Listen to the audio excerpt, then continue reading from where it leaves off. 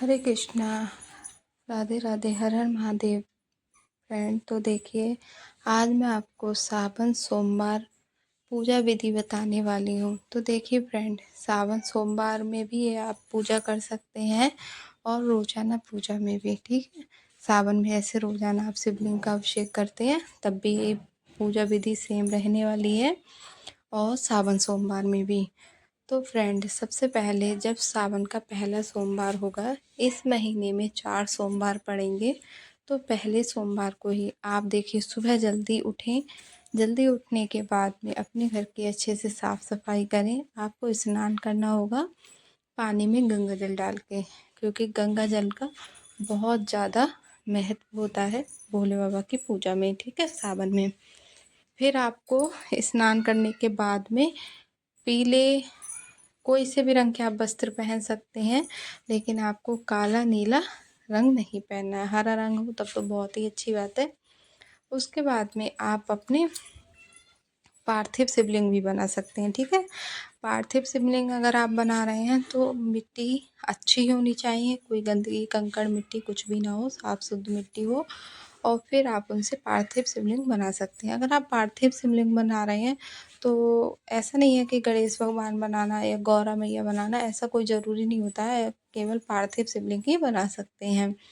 और आपके घर में बेल वृक्ष हो, शमी वृक्ष हो, उनके गमले में भी आप बना सकते हैं। ठीक है, तुलसी के गमले में नहीं बनाई जाएगी।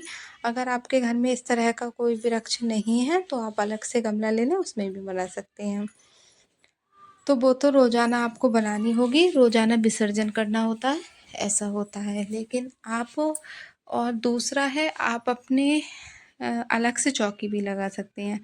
चौकी उत्तर पूर्व दिशा में आपको चौकी लगानी होगी। चौकी पे पीले गुलाबी रंग का कोई वस्त्र बिछाएं, उसमें भोले बाबा मतलब सब परिवार की कोई प्रतिमा हो, विग्रह हो, उनको विराजमान कर सकते हैं आप, और शिवलिंग। ठीक है, और मैं यहाँ पर आपको बहुत सरल तरीके से करके दिखा रही हूँ। जो घर में शिवलिंग है, यहीं पे हमारे गणेश भगवान है, यहीं पे हमारी गौरा मैया है।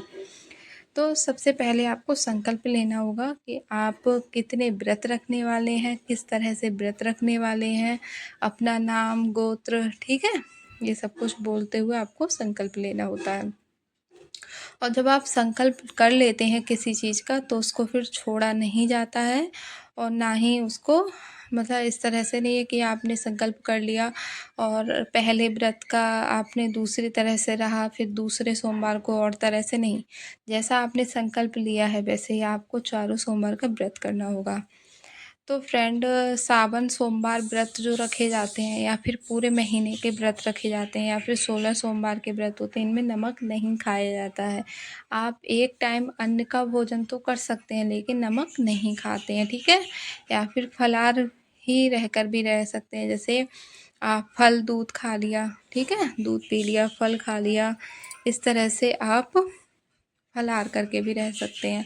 या फिर एक टाइम सूर्यास्त के बाद में आप भोजन, वो भी मीठा भोजन। ठीक है, और भोले बाबा की आप 4 पहर की भी पूजा कर सकते हैं।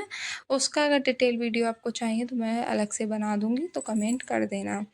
तो यहाँ पर सबसे पहले आपको भोले बाबा का अभिषेक करना होगा, और भोले बाबा के अभिषेक से पहले आपको भोले बाबा के जो परिवार, जैसे गणेश भगवान हो गए, कार्तिकेय हो गए, गौरा मैया हो गई, या भोले बाबा की जो पुत्री हैं अशोक सुंदरी, उनको आपको जल चढ़ाना है।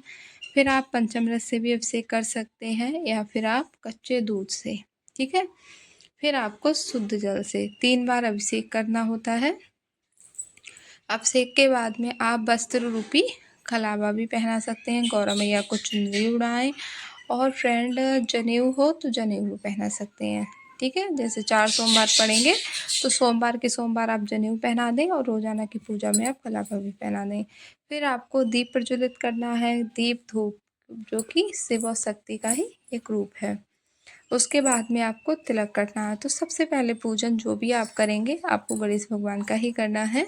तो आप चंदन से तिलक कर दें, गौरा मैया को सिंदूर लगाएं, और रोली चंदन इन सब से आपको तिलक करना होगा। ठीक है, और तिलक करने के बाद में, और आपको मंत्र का जाप करते रहना है। और ये सावन के महीने में आप शिव पुराण भी पढ़ सकते हैं, ठीक है। रोजाना की पूजा में शिव स्तुति हो गई, शिव चालीसा हो गया, इनका भी आप पाठ कर सकते हैं। और रुद्राक्ष की माला पे आप नाम जाप भी कर सकते हैं। और देखिए 108 चीज़, 108 साबुत चावल ले सकते हैं आप, 108 मूंग चढ़ा सकते हैं, 108 गेहूँ चढ़ा सकते हैं, 108 उड़द चढ़ा सकते हैं साबुत। ठीक है। इस तरह से आप रोज़ाना का अलग अलग नियम भी बना सकते हैं, या फिर सोमवार के सोमवार जो भी चीज़ आपको मिल जाए इस तरह से चढ़ा सकते हैं। और काले तिल चढ़ाएं, दूध में डालकर भी आप काले तिल चढ़ा सकते हैं, या फिर अलग से भी चढ़ा सकते हैं। और भोले बाबा की जो प्रिय चीज़ें हैं, जैसे बेलपत्र हो गया, समी पत्र हो गया, भांग हो गई, भस्म आपको रोज़ाना चढ़ानी है। ठीक है। भांग हो गई, धतूरा हो गया, आकड़े के पत्ते हो गए, आक के फूल हो गए, और फ्रेंड वो हो गए, ये जो सारी चीज़ें होती हैं वो आपको आपको अपराजिता के फूल मिल जाए वो अच्छी बात है। कनेर के फूल भोले बाबा को बहुत ज़्यादा प्रिय हैं, तो आप कनेर के फूल मिल जाए तो वो भी आप चढ़ाएं। ठीक है। और कुछ भी आपको ना मिले, समी पत्र मिल जाए तो आप वो भी चढ़ा सकते हैं। और बेलपत्र पुराने मतलब बासी नहीं होते हैं, तो आप दोबारा से भी यूज कर सकते हैं। जैसे आप ऐसी ही सेम विधि से पूजा आप मंदिर में भी करके आ सकते हैं, लेकिन मंदिर में क्या है, इतना समय नहीं मिलेगा। सोमवार वाले दिन आपको बहुत ज़्यादा भीड़ होती है, तो आप अपने घर पे भी बहुत अच्छे से पूजा कर सकते हैं।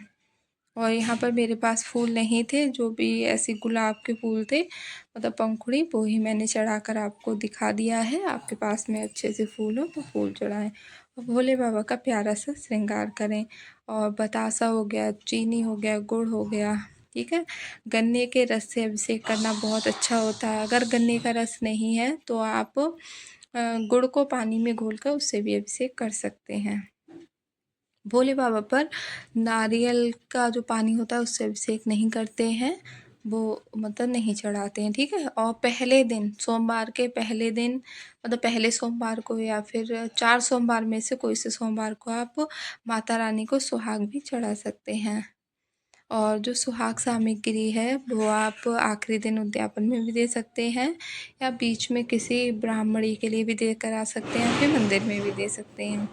दक्षिणा है वो भी आप मंदिर में भी देकर आ सकते हैं, या फिर किसी कन्या को दे सकते हैं। जैसे रोज़ाना आप चढ़ाएंगे पूरे सावन में, तो वो भी आप इकट्ठी कर सकते हैं, जो आप एक साथ में दे कर आ जाएं। और फ्रेंड, मिठाई वगैरह चढ़ाने के बाद में जो भी आपके पास फल हो वो चढ़ा दें। उसके बाद में आपको सोमवार व्रत कथा पढ़नी होती है, क्योंकि आपने सोमवार के व्रत रखे हैं, और अगर आपने व्रत रखे हैं तो कथा पढ़नी बहुत ज़्यादा ज़रूरी होती है। ठीक है। सोमवार व्रत कथा पढ़ें। और रोज़ाना पूजा करते हैं तो रोज़ाना आप शिव चालीसा भी पढ़ सकते हैं, और शिव स्तुति भी कर सकते हैं। ठीक है। और शिव पुराण पढ़ने का बहुत ज़्यादा महत्व होता है, तो वो आप 2-2 3-3 अध्याय करके मतलब 1 महीने में भी आप पूरा कर सकते हैं, एक एक अध्याय पढ़ें। और यहाँ पर कथा पढ़ने के बाद में हमें आरती करनी होती है कपूर से। ठीक है। तो हमें कपूर से आरती करेंगे। और भोले बाबा पे आप नारियल, साबुत नारियल तो चढ़ा सकते हैं फल के रूप में, लेकिन उसका पानी नहीं चढ़ाते हैं। ठीक है। और गौरा मैया को श्रृंगार का सामान आप जो भी आपसे बन पड़े, हरी चूड़ियाँ ज़रूर चढ़ाएं। और जो भी सामान आप 5 7 9 11 जितनी भी संख्या में आपके पास में सामान हो जाए आप उतना चढ़ा सकते हैं। और गौरा मैया से आप सुहाग लें, क्योंकि जो हमारी गौरा मैया है अखंड सौभाग्य देने वाली माता है, तो आप गौरा मैया से पूजा के बाद में सुहाग लें। और जो भी कथा के समय अपने हाथ में फूल लिए हैं वो वहाँ पर छोड़ देने हैं। उसके बाद में आपको करनी है कपूर से आरती। और जो आपने दीप जलाया है उसको नहीं उठाना है, आप अलग से चौकी लगाकर भी पूजा कर सकते हैं। और वो चौकी जो आप लगाएंगे ना वो आपको दूसरे दिन हटानी होगी। जिस दिन आपका व्रत होगा उस दिन नहीं हटानी है, दूसरे दिन आपको उठानी होगी पूजा वगैरह करने के बाद में। ठीक है। नहा धोकर पूजा करके फिर आपको हटानी होगी चौकी। और जो भी यहाँ पे भोग प्रसाद चढ़ाया है वो आप अपने घर में सभी के लिए बांट दें, जो आपने शिवलिंग पर चढ़ाया है। ठीक है।